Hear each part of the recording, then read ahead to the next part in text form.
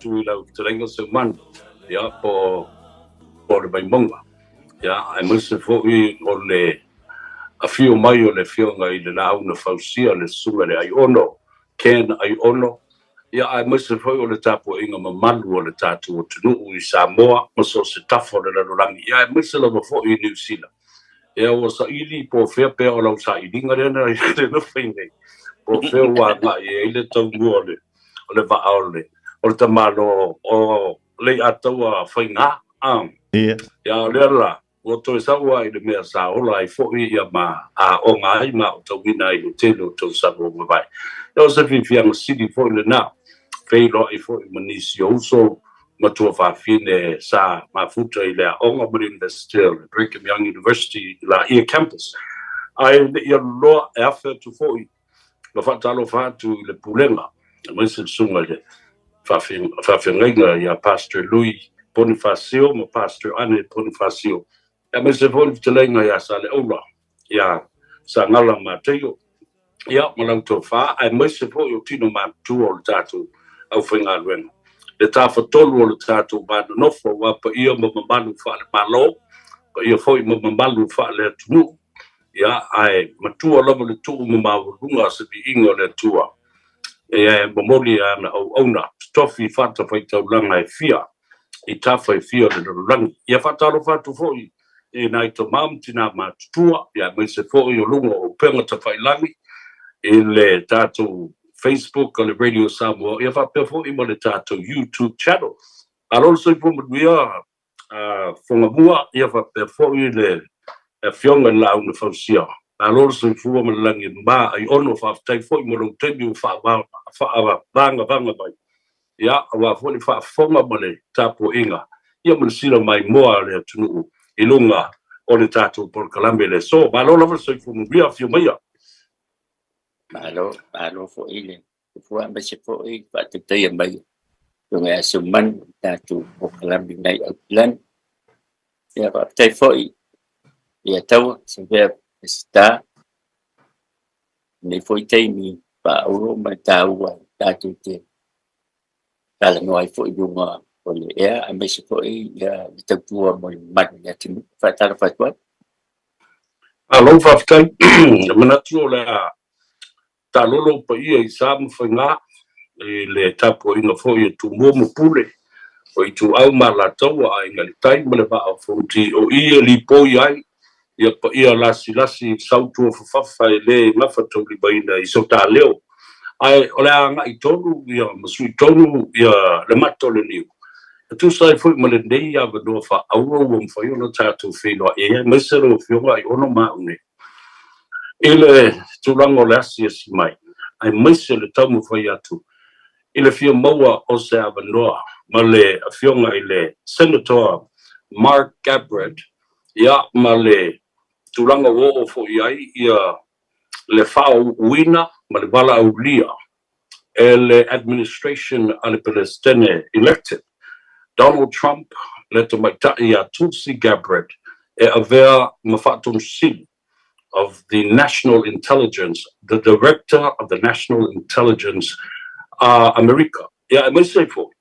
o le baba ia tu le tele agencies ese mamutanga wenga o lo o ilalo le portfolio le ai ta amata mai lo fionga ai ono le mo o lo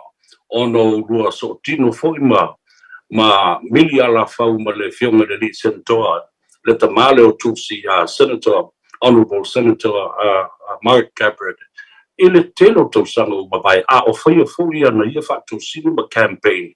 ile taimi na tu lai mai ai o senatoa o le Democratic Party se sa no le lua maftanga male a fionga le senatoa o le o malo lo man malo te lava está ele foi sina leva wa pitum si fia fo o Mike Gabbard ma fatua ma le ai na mata mai I Amerika Samoa tuila le fa o tau sanga tusi na si tia mai ai nei I Hawaii I mo tulanga fo I fa le o ya ma su nga mia fo mo lumanda ai o le tulanga la sa ye na te fo nga ba fai mai sai fo le la tu fa lo ma sa ni fo I ya na I wale na tava fo I mo le senator senate I te tonu o le fono ai o Hawaii legislature Hawaii ya man malo ai ya mai o fa pena fo I la ya tusi le o fasu tonu nei fasu fa am tau sanga dei ai o leva fo I ona I te tonu sa tava fo I mo le fono fatula fono Hawaii ramata mai lana tautua le vai me loa fe me le lua te mina o consultation tau sanga ke mai tauina o pe o le tangata pito talavou ele pito le titi sa tau vai vai te mina man maro le lua fe me lua te mina pe to consultation tau sanga au Mike Carpet telefo an business o tangata fo lelan tennis la o fio fo pesta telo fo le fo I la tale ni il talonga le ai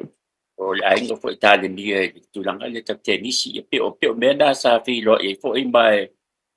o lona tu fa fine fo I sa nga sa palaina I Samoa Professor Dr. Sinabayana Carpet il to sa le tempo me le fo ina masan sa veo ia professor sa fa ya un fo University of Hawaii na fo pa time ya mai o pi o le masa ninga le na fo le ngata I tulanga fo I pa Samoa ya pe o ngai fo I le so soania le silis ta to fo Samoa e o fo time min ta vai ya tusi il fono fa tula fono a Hawaii ya sa ta fo ta ta so soani fo ia ta te sisi fo I ma banners ma me fa pena e so soani fo I il to fine wai la ngalo tatu PSS tatu party tatu ba ai lo o Samo ya o tulanga na tatu so soani io tatu tangata to ngalo nga fo na tatu tu stala ma pasalanga fo I ya tu I fa fo Samo Madilo. Tatalo no pe le sumaya le sentoa ya Mike Cabot. O la le tulanga fo le I la usila sila I le tala noa I le tatu ngana ya ai me se fo ni tu mdianga se tangata tau sa fia mamasani ya nga I lango ia me fo I fa ya Pasifika ya me se fo yo tatu la tangata Samoa. Masala SSC ya levels fo ile environment talia tu ai wai ya o tulanga fo ile sosani tatanga ta wa ia fo I sawi me fo ta flag day asol fo mo me fa pena lang ruina e fo po kala me fo I tato au ngam tata Pasifika tanga ta polisia o vai fo I sosani me fa pena ya ai pe ya fo le o to tele o tatu tangata fo o tulanga fa pe mawalunga fo le la to ia fa itete ina ia vai mai fo tangata pe fa tu au la tu tamo fai tu langa o maro ro ia ai o vai ia no na nga na fa pena ma tangata fo o le party wale fa na ia fo ma ro ia ya mai Capit o le Democrat pe o ne tu ni pe o le sira fia yo party ai lo Democrat ma Republican whatever fo lana Democrat ia tusi to asui ne ia na party po le lua fe was frutasi po lua fe was frulua le was sui mai I le Republican ai ta ua tele wi wa I la ba ba ya tu I upu fai lava malo ele ngata la ya Senator Mike Gabbard ia malona fine to my taio tusi Gabbard ai fa pena fo I le taimi sa tu la I mai se tasi fo I alo le tunu ya mufi Hanneman o se kobana o le state o Hawaii ia bai taimi e fo linga mai ai e ia o tatu tangata I finau I to finga maulunga o pu fai o malo o le ala o sila ia o tele ia mai lo to fo o wale fai fo sina lepa o mata I pa politika ne tinu lua terms na ia mea mufi na veo ia mea po faipulu o Honolulu. Mai nei le te min tau vai fo i Markovana ia na palasi o le tulanga la na iai. O le te min oso mai ai na mata mai ai ta o tusi. O le te min tau vai tusi ma Mufi Hanneman. Mo le Congress. Ma roi le tusi. O tusi, she was the most popular, politician i le bai taimi le na. Ai o le to te le tangata na palata iai. O le mena no bofai fo mate i to te le tangata wa leva na tu la i mai Mufi i tu langa fa politiki ma lo i tonu se te wa. Ai na ma lo ai ia tusi o le tangata e fo mai talabo i le taimi le na. Mai i la ubaba ia tu ma le faitau ma su e fo i le background o le tamaitai o tusi. O se ele ngata o se tamaitai o se Samoa. Ai o se tamaitai na matuai longa lona tula i mai i le tulanga whaururunga i ai o fita. O au tau ai mese lava i le National Guard anu malo telo Amerika. Na e fōringa bai ai e maua foi le ai al silsila e le ipelestene a Donald Trump. Ma toso mai ai i tutono lana administration. Ina ua wha ma vai i al tamaitai i lona a vea ai o se member or a membership of the Democratic Party. La lava se mea nale, una fuli le langona o le tamaitai ma wha ma te ai ma le parti o Democratic. E whenga tāua o le mea fwile wale apana whai e tustu singa alona al tua whawhine o lona tama o lona aunt o fwoi o Professor Dr. Sinabayana Garba na ye no vai e te minalo ai fono ma Syria te mi tonu terrorist ele fia Democrat o so mai foi la ia tava ngal presidente ele vai te mi le na tava mai ai ma Kamala ma Biden ele on tau sanga talwaia ia o inape na amataina le fia ia la ia tusi ele partila Democrat wa mata foi le ona eu foi ni Hawaii wa le toi fia ele Democrat ia tusi mai wa finga ta foi na toi malo mele na fa ma vai mai na umalo lana term lana fo inga le sai pa ma vai mai loa ona wa to telo tangata wa fuli i tangata le wa fuli le si tangata le suyo Democrat anga Democrat le malusi nei le Democrat in tono state Hawaii tai pe California ia pe o mela na mai na matalolo na haya mai o te ba ia tu haya mai le conservative media le Fox News na tongo ele as a contributor se la we was really by afe ia ngalue mai na i foi la yo mo speaking fees for ie tongo ta o le te eta la no ai conservative organizations o al ba ngali pia ngai Republican pe o mena te ai o nei fo i pe nga ia tangata ia me ele fa pe se me mo be no fala ai pe o le me pe o le the more acceptable to your views pe fo na si le fia te follow la ia tu si o fo ia tanga mana sa no ngai lu Fox News i nei ile water sanga o mapa eu me ani eu te vai au amatan suien tan no anga o le te mana o fo ile fo ie le fie mo le tau fo le regime change le tau fo le fa me le tau na te America e tu fo ina mata sui i tangata e pu le me fa pena it's a very different philosophical political view ese mai le base le ye ne Democrat le si na ba na le tu si ai o tu langa Republic mai o le sibele dala o su e mawhaitau i foi. E whale le ia paia inga ri o te mai tai li na tūla i mai ai a o vea ma Democratic. O lono winga, wa omi tele ai a se mea o sui ele ma fufau. Ma alu ese mai ai. Ana tu titi a be for you a running partner for the vice president ale fiunga le presidente o ye ne Donald Trump. Le asa mai tau le mafuanga na la iona ona fase ese mane tau fituringa le. Te loa te leo tangata Republican e leo i sa lako trust te le i tangata sui mai le Democrat i le Republican. E la tusi. E le taipei fo i o tātou pāti Samoa a whetā a sui mai tangata le vaso le na te. Ia e te tawana tu e se tu langa maulunga o le e le professional period fo i le te vava ai pe moni le swinga. Pe o le mera na la umai tau i e. Na vava i tangata. Ia mai te le lo foi po am sa po si le fia ai si li pero te la no atu o no malu le atu no la fa fonga mai fa fa tu United States o le to te le tangata fa se a ele experience o tulsi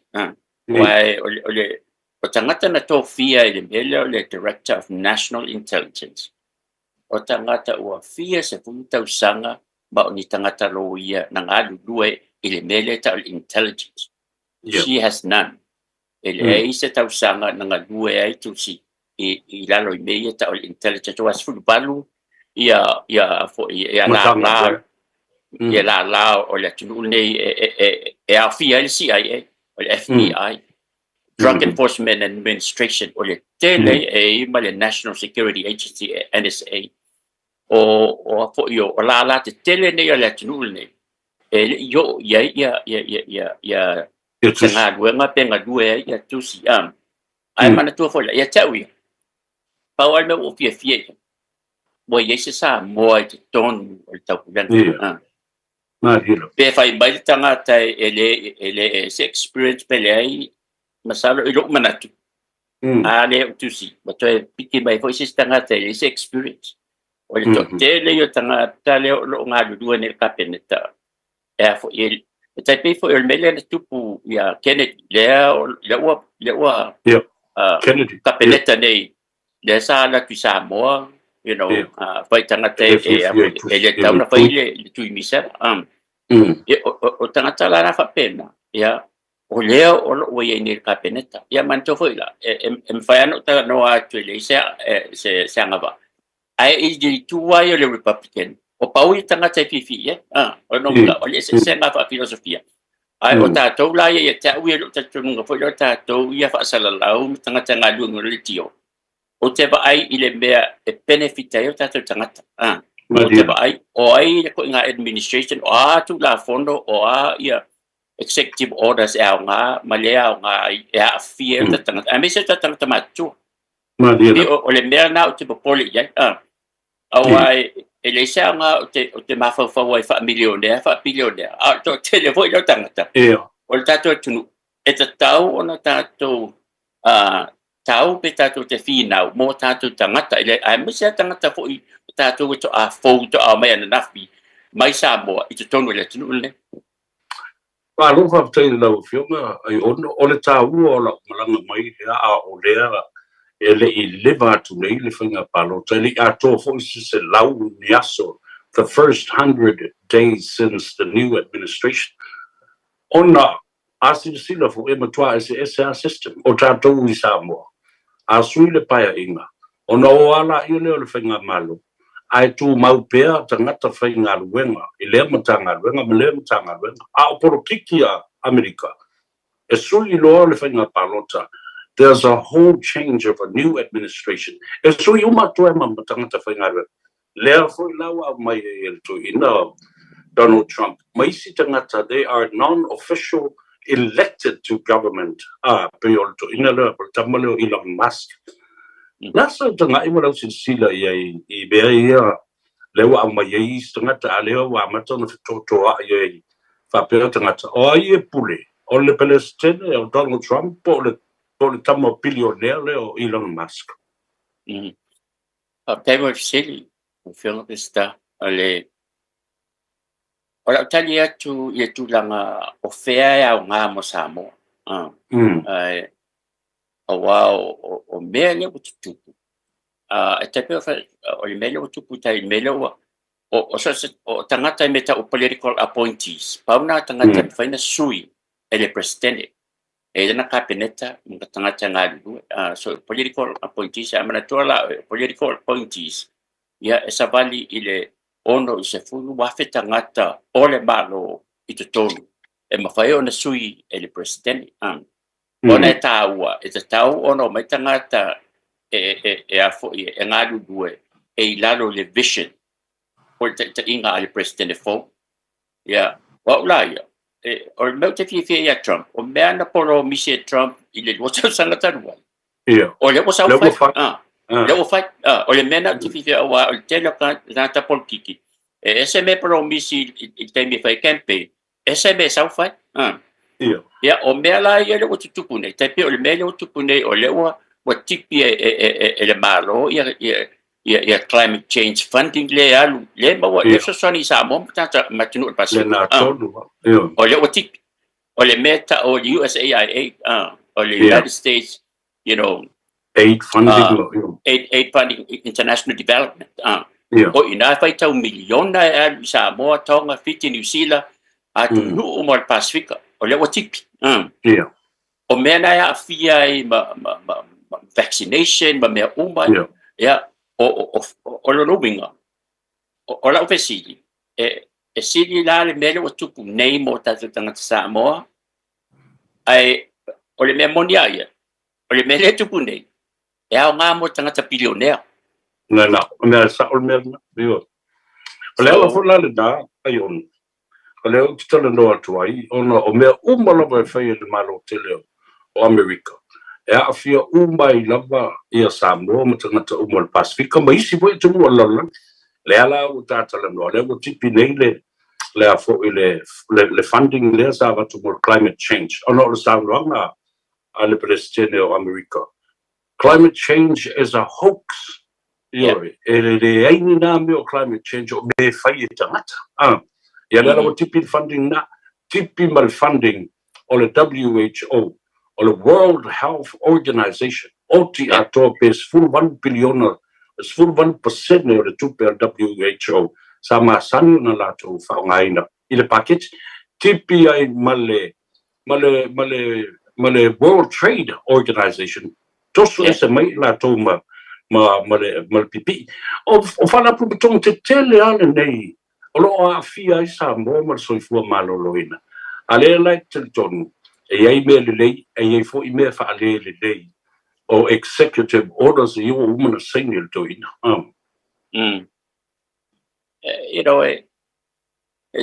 taipei ai fo tangata fo per mele le tupu nei fo le DEI le diversity equity and inclusion employment and inclusion so o le sina be na la na fa tuma o le fesoasoani i le faailoga lanu ma le faailoga tagata papae le atunuu lenei na levea mai ai le civil rights movement lea na fai na levea mai ai foʻi ma tulafono ia i mo le tua tamaitaʻi auae le vaitaimi ai leʻi fai na palota i tamaitaʻi papena vo tagata lanu o tagata nei e lavea e uma e matatou ia o lea la o toe manaʻo e faafoʻi i le mea sasau ai no inga taipi o le upu foʻi le masani le sa faiso make America great again no inga e manaʻo e toe faafoʻi i aso ia a o aso ia sa tele le tavini tatou o le pokalamena sa tele na maua tatou tagata uli ma tagata ena o mea lenā sa ia sa le iesu tatou aiā ma mea tatou aiā tatau lenā vaitai but o foi le fai ma mo te e foi le e Samoa te vai tu no mai Samoa na mana o mia uma ni soson na ui mai lunga i soson ni lo te vai tu e te il po i meio e fia il meio tu pune I mean it's umilata long te ono le spoka la me to lolo ai o to mana tu nei ele agenda ato ale to ina malana manifesto le na tustusia ni tangata matautia fo i ole project 2025 o me umana le na saufa pe mai Donald Trump o le ai utele lona me ale fo ringa mai o le ua mata le fai peila o le mele na tau ni le mass deportation le ua fa sona na fai a watu i matangata o lae no fo mau a o le i faia ni o lato fa amsinonga ma fai o lato wa ya to tau tu la fo la so sila mo tanga e nam tau ya fi ai masapo o tele o tanga Samoa ya fi ai te baba ya tu fo i o ia e fikala tala no fo ile ma me o te inkalesi ia me e so sani mo tatu tangata ma lieto awai o le mele tupu nei o le fi i tangata papa e le tunu ne le man ai mai sa man tu fo o le core base ale mata le banga le la tu tangata fo tangata papa e le fi i tangata ena ya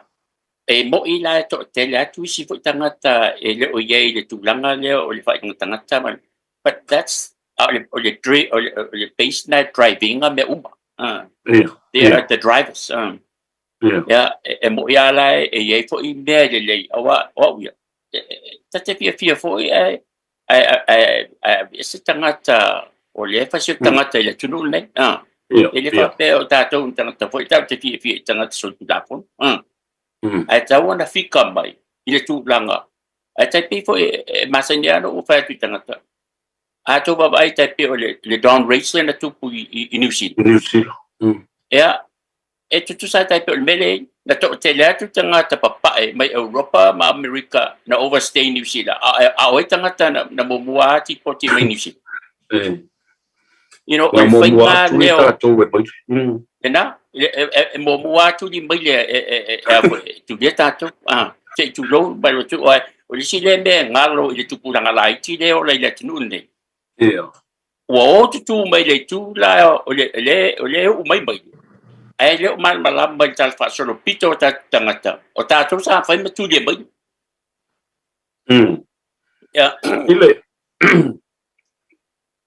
ile taua la mele we nei le tamaita i Tulsi Gabbard le tamaita i Samoa le talafa solo pito o le lalolangi male malo tele o Amerika la le tu ai ngā malo si anga le o ye nei sfuru ma le valu agencies ia po vara puto tonga tele e le FBI o le CIA o le DEA drug enforcement agencies ma isi vara puto tonga e o lava i intelligence units ale the military and national security e pipi umai limo Tulsi Gabbard ile bea o se fatun sidio lema la tonga malusi anga le au o yai ai mese foi o lona tausio le tulafono pe a fai e fatonu o ia le pelestene fai se mea e so le tulafono a time of city ana ne fa mal tiketo patuina le official nei le wafe mal fa na o umali su nga fo le los fa ingaliana le ta o le 9/11 ai o le mela ta le failure in coordination on intelligence i le VAO agencies tu wai le tala no mai o le Air Force e le Department of Treasury and what is tete po le energy po le South CIA le Navy po le FBI mela na le na fatu ai ele pala na fatu le official ne ne nga do fata si intelligence agency ai o le tauala o no Tulsi Gabbard o ia le no foi lunga ai sfulu valu agency si lalo e ripoti atu iaia o lono winga e le si pawa o lono winga e sau mai presidente o Tulsi lo alu ilalo sfulu valu ya manatua lao national o intelligence ne e fai tau piliona ta la mga lato packet o vanga le CIA male NSA National Security Agency e lava la lato la mela tu pisamo wa NSA lato te pueina ia tala no anga tangata i lungo telefoni i la langi ato ya me fo ile e fai ai si su nga fo ia le malo ona classified le o talanoanga. Yeah, and I just see the fear, but LACC o le matataua ona taipei tutusa ma le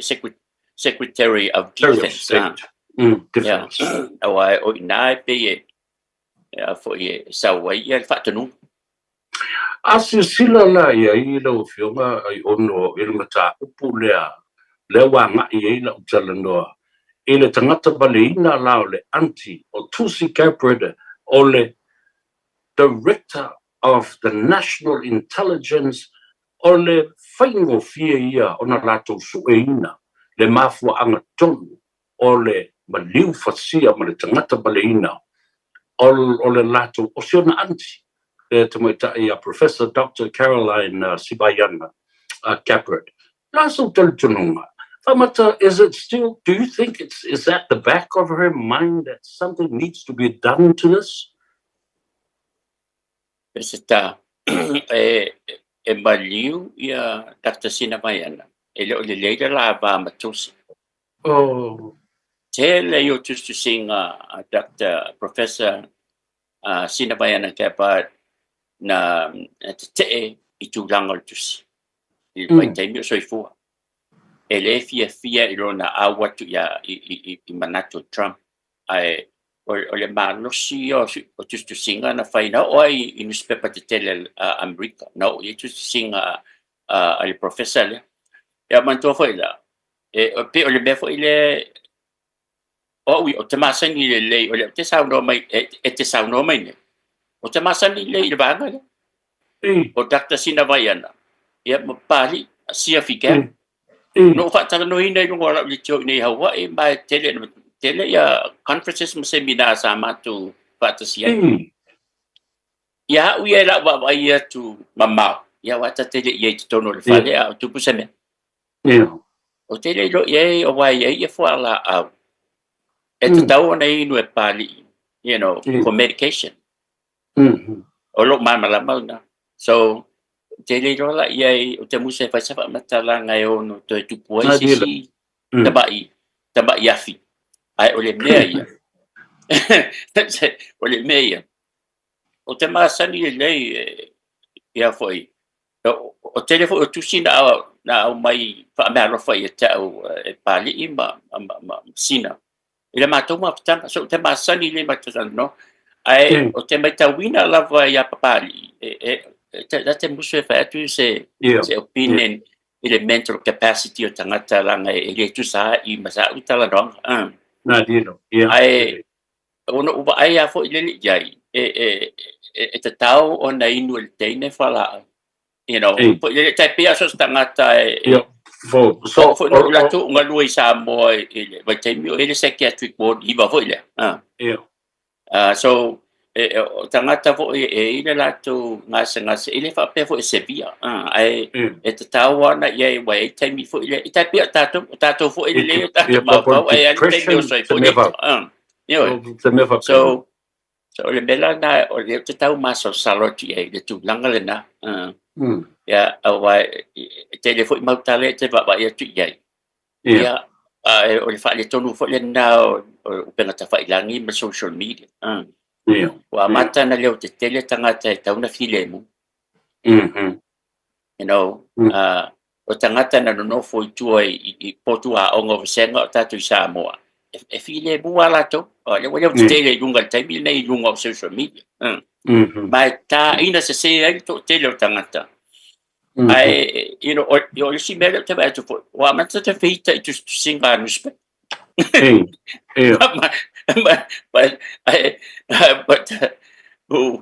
but that's what tele sa talanga lo fionga pista ona feita mai le o te basa ni mo fa o mai tangata o lela o tula mai nei o lela mo loka ia fo le papali I sia figel ele o toi mi noi le fams nonga le o le me le tula mai wa o matu tano mo fo na lo fo ye le tio anga I Samoa o fe o ia le case le o ai fo ina faia fa tunga ele bave cremated o le tino lo matua Maave. Ai le ai mani whaaputalanga a meo au mai le whaamsinonga. Because it has a high public interest in the mataupu. Ia na molo au watuala ia leo na namea. A leo te baba e tunei.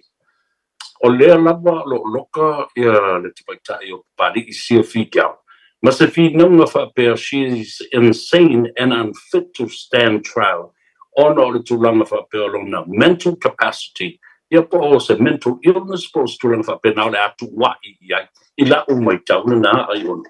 Yeah. E ati tens whapea nai te mi umai lunga I te tonu whamsinong.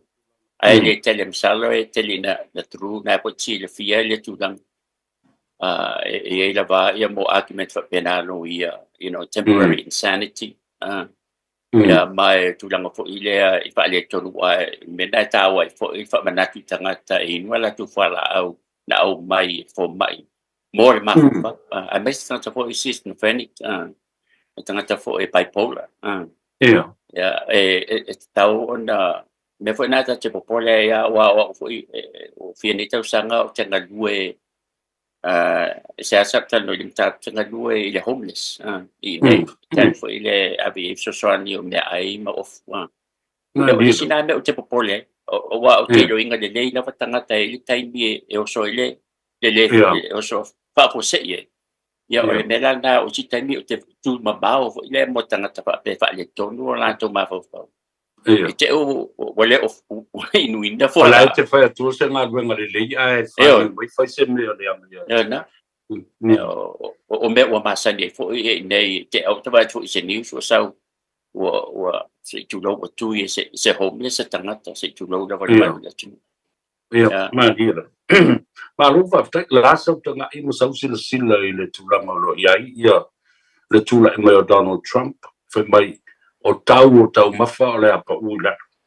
A o lea o lo ala langa lava fo I tanga tele ngate. O hawo ia whapea fo I le malo tele.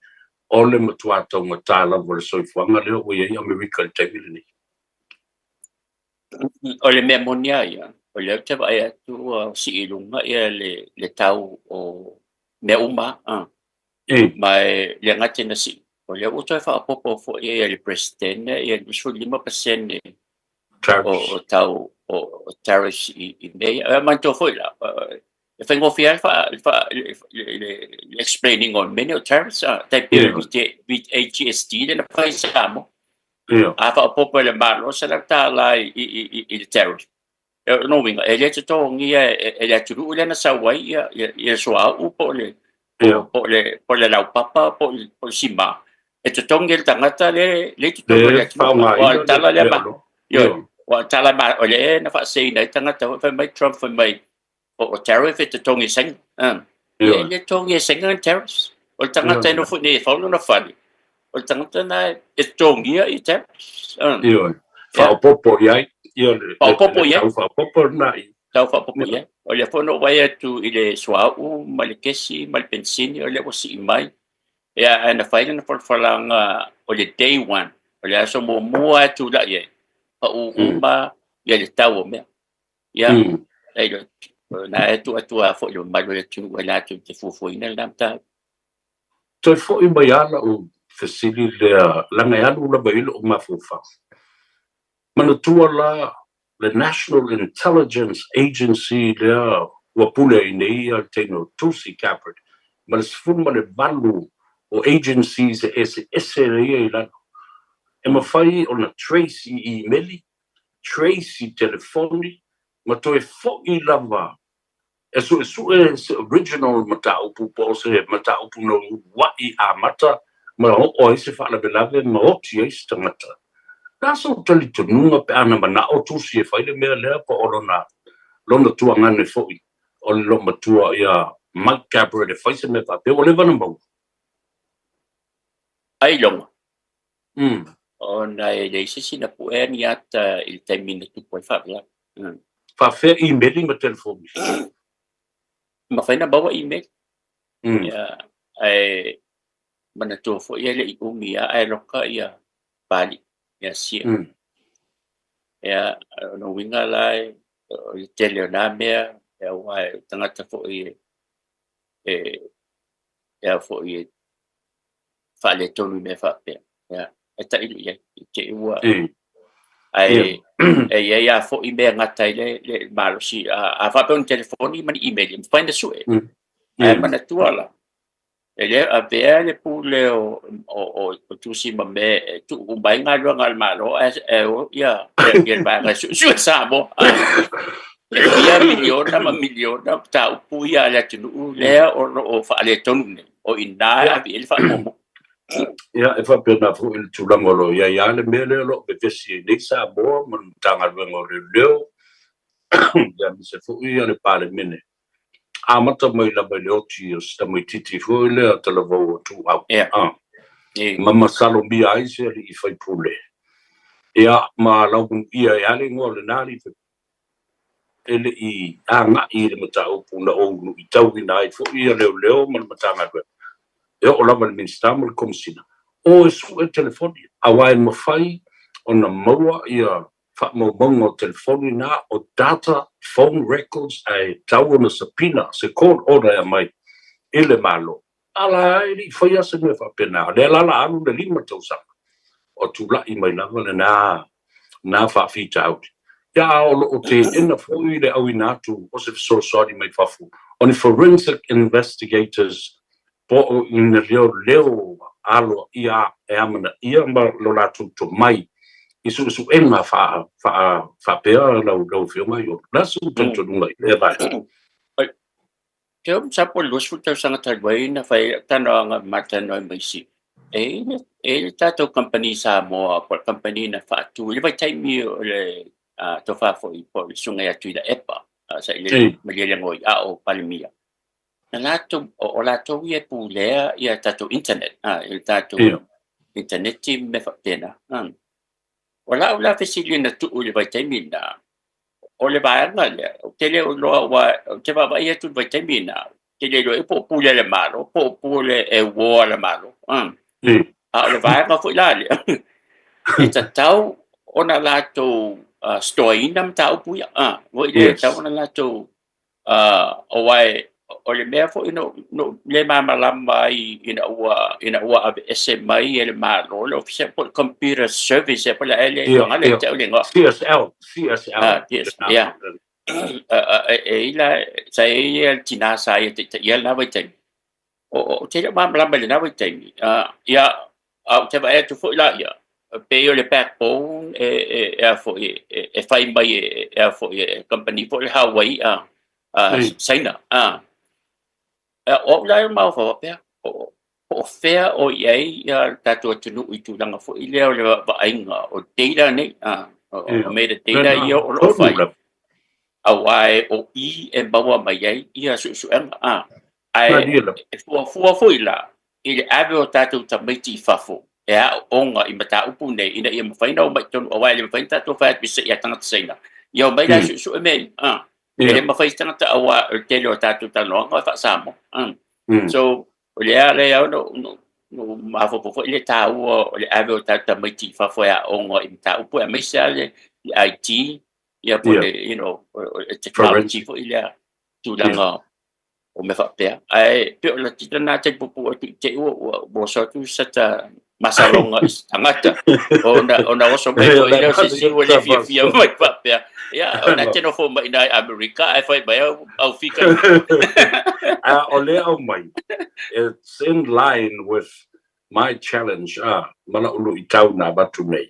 langa ai fai no fia da pawale o me ilia o data si o phone records sia e le mawhai ona se phone records ma teimi o fesota inga o le ao ma le po ia mamau ai mai ngō tangata na le stala i ei telefoni ia ma teimi na whaonga i telefoni ia and those records will place and locate you exactly at the location or the position or the mea na tupu i whanau e le mawhai ana a le pese atu lava ai o te fif siri atu lava wha mata na ba ai Donald Trump ile loto le teine leo tusi mauna mawhawhanga as a powerful woman ma a vea foi le umbi o le teini sa a vea o steita i fita i tono le National Guard e fe so ani ai e le tofinga lea ia te e whaingo whai unga, ia wha tēnā fōi mea tau suenga, mā ngai matuai agencies nei e se pūma de balu. Do you think will help her role and make her even stronger? Awa iai ia tangata le a whautuina fōi o ia? Na o le si banga na leo na balo si le tu mai e Trump. O to tēnā usanga ta i le tunu nei. Wale fifia le mea leo lo tupu. Tupu ai tau sanga o fai leo fai mai na le au mea tangata popoto o bea e tupu. O la le tem fo leo tu la mai Trump. O mawal me fo leo. Tamana e kane pe me o leo te ma fo tangata ta mai. Tangata loyal ia ia. Tangata e fa longo ia te. Le si la le paenga. Ta o tele e awai o le tunu ni e fa democracy. E la tu tununga e le te tau e ave sau tau tonga po se loyalty i le presidente e ave lo tau tonga ma la loyalty i le tu la fono fa vai constitutional you tunu ni. Ya pe o le mela nai le o se le lo na si le fiel ma lo le tu pe afaitau e te la tangata e fa sea i le lack of experience a tusi ya ai o uia elisa opinion ia le namta la fa ia tangata es fu lota sanga tu ai tusi to tonu vanga ai mai se ale Middle East ya na lue fo le medic battalion nga sa ia mai ona ole intelligence le pite taua o le an fa pe tangata e su ms tangata ole va nga lue tonu ole intelligence community ai I tu langa ia o ta fia o le o tu la misama ai masalo foi o le tanto nungo o Donald Trump e masani le ia tusi lango le vanga le Middle East mas sa e tu ton na te malama I filtuma inga ma me uma fa pena fo le military wise and social and national security no mai do o lo tala no le mata o le si fo executive order o le o sai ni to ina o le ina o le national citizen birthright o la lo tala to nunga ia awa o le wala but this fact inga mo tatu uso I tuina manua ele mafai ona la to mai nei America ma palotai they can only hold certain jobs la to tele moa ato to le full benefit a le na le tau I la to national citizens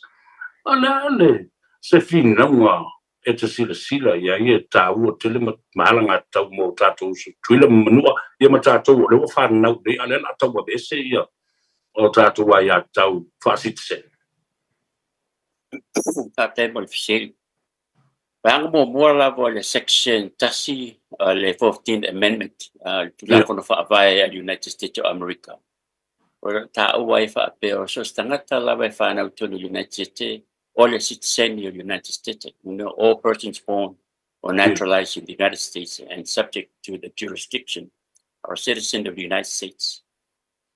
O le tau pufine o lewa na lote mai o le mele o tupu nei na matamai ta sibalu iwa o e fo isaina na whana nei o mātua li whaia pepa toi fo isaina toi fo meu whaasa ia o na tūra I mai la I o fo I o whai unga tūra fon o sa stangata e whana United States of America policy chen o lono winga ai o le mele o tupu nei o lea la o lea fia I matangata o Samoa na mai a onga. No mai a onga, ia pena mai foi e ngā lue, ngā lue ngā le tua, whaiwhi au. Ia, pa o tata hui ta whao mai bisa, ai te ua mai nei, whāna wai, ia, whāna wai, se tulofo. Rowing, e a fia mai ala tangata nei, ia, o lesi foi mea. E fu tangata Samoa na wane I America Samoa. E a onga pe whainga rung. Ai whanda wai ia latu whana. E a fia umai fo ima tangata ia. Rono wing. Unto tele tangata mai Pasifika. Ai mai se lava a latu whana. E tusa pena whana nau United States of America. E a fia I mta pule. Rono wing. O so se Samoa la. pea afia i tau pula ai ole mela le o tau mafai me fo ile masenina na kisi tangata o fai mai just tai me te tala no mai o ia te fai mai lava o tangata pa tangata la a le me moniai o to tele tangata o fa na ni tangata lan ma wale fia tangata papai i to tele o tangata wa o le policy lava ia immigration ila tunul nei a to va ai mai le vai taimi na mata mai ile tasivalu o mata sangal nei o to tele tangata na fa tanga mai le tunu nei mai tunu papai Anglo-Saxon absolutely a o quotas a tato tunu o tangata uli ba tangata ena na mato ile titi a mela le na fai o tonga fiti lava foi tato tangata lan tangata de tanu mai nei ya fai ma o nisi funa mai a onga po le BYU po ala o America ai te ua bawai ia ai na bon bawai la tpan to te le yo tangata Pacifica tu langa fa pena a mela le ni o le officialing ta wai wala to mana o president le nei mana tipi o matangata na o foi tangata la e vai te mine o le upa pole e to ta fa fo i Samoa po o fiti po o tonga ile tu la fono ne ai le ngata lai le na wala fina wala na fai fo New Zealand ele entitled is ngari fo le ile birthright to stamititi e overstayers umalo ngari ai fa na u tamititi o na o le tamititi e mafai ona se seni ai na o tula mai foi tula fono na o va siringia a fai la ile se seni le pepe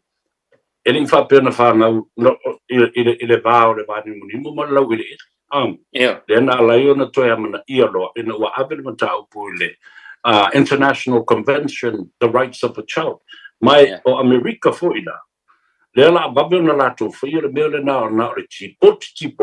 e au no ma le fai o le ya tawul tanga tamalo ngadi e aven ta o pul fa misnonga ona fa so mai la ile o baba e to fo inisi o to tele fa misino na to fia fo e Trump ina lo le ile federal courts ma le fo wa mata na la to le ususta i polo ingol executive orders ina saini o le mena le uini o le wa ifa ia executive orders o le wa taofi me e fa sino e wa na si la fia three equal co-equal branches judicial legislature and executive wala la tao fi mai fam sinonga ia me im tau puia awa o le si bang o le birthright citizen ele ma fai ona subia le president si bangan na what tolu vai fa o le senate ma le moto sui ona tula ia ele tunu tu mai ele tolu vai fa o state italiana to a sui la ia o le fono fa vai le tunu ne so melane ke le level fia talando male o e mata upuia no mana tutate fa soye ya ai ona o le tata imi ya ye foi fu no le fia fine au to manatu after i lo timing malo male to fat tala i lo fionga man malama mai fo i le tapo inga le to tato mo tunu i Samoa ma New Zealand ma tato uso fo i tuila ma manua ia mai lato o le wala papa au Hawaii ia ma ina ile malo tele e tawe na yai ilo lato polenga ma le fai titenga o i fai to pepa ma to naturalization ma tu la fono e tau ni fai ina ia one o tu sa lalo tano Trump ia tu ia ai la fotu ia nei a do ilo fionga laun fausia Aiono ia ona ta walunga ai le ma le ngang whanwano ia ma lo fa tai le ba ilo fionga tau so tu fo i lo fionga tu langa fo i ta wanga ya ai o se ma dia tu fo tai fo i se u sala ni fo ona ile mamalo le tu po tata tai fo tai mi se na yam ai tun fo i le fo ni tano nga fa tu natu e fo i o lo tata no ni matau ya ma fo fa o ia tate ia so tamana tu fo ia tate na wai pui ia te tau tatu tamam tina ma tu anila ele o lava se tama ai nga fa ia o na tadia i o so fa inga fa le malo fa pena foi ma isi foi tu langa nei tu ya ai Samoa o le fa tai foi lo film pista isi foi imban o le tatu li tio le nei foi fiafi ya e foi ale no fa foi ma ba foi foi le tu pele ai o le nei foi fiafi ya fa tai ya foi mo le ba no ya bi pele tu fa tai la ba sta sama Ia, le lei, whaafitai ia Samoa, o se vaenga le nao le whaapoponga o ngā ngai fo whaiva o Samoa. Ia mara tātou tālo awa wai, mara i toi tāli tātou tālo awa le astonai. Whaafitai tele se umanu i le onsai mai, ia ma le lava papale fo ia i maua neima, maua nei to ina. Ala, ia, ai alofa te lea tu le pulenga ma le tātou au whainga ruenga, ma le mamalu Samoa ma lana tāpua i ngā tātou whelo i pēr ia whaamri atu le atua. Whaamri a Aiono, ana le whaafuro le soifua tautua mo Samoa. E molo te binei Samoa, wha ia, mai la ie i Hawaii Amerika, soifua mai manuia.